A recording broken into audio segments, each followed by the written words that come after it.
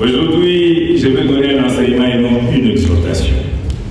Et le thème, c'est sécurité et confiance dans le couple.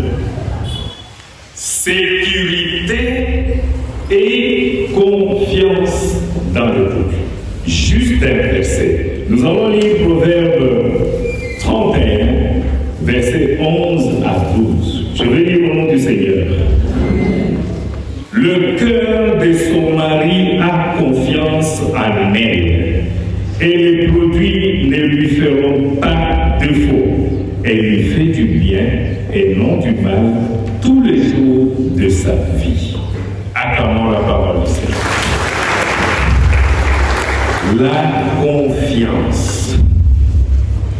La confiance, c'est le ciment du mariage. Vous voyez, quand on construit la maison, quand il n'y a pas de ciment, les murs ne tiennent pas. La confiance, c'est le ciment. La confiance n'est pas seulement une émotion. J'ai confiance en toi. C'est une décision.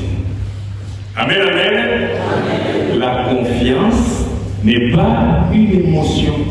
C'est une décision. Je décide de te croire.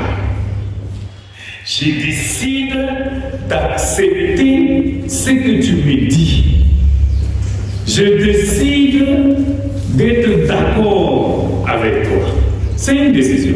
Beaucoup de gens pensent que ça vient. Non, c'est une décision. Amen, amen. Amen.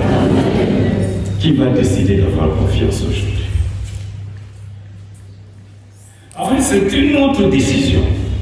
De dire, quand nous sommes unis, et celui qui a fait cet enseignement l'a donné, c'est celui-là qui est coordonnateur maintenant, c'est-à-dire celui que le BFC, c'est-à-dire le BFC fondateur, nous a présenté comme celui qui va le remplacer. Alors, il a dit ceci, le mariage que nous faisons, ce n'est pas une blague.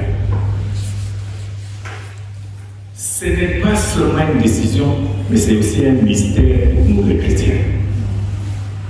C'est tout un mystère, hein?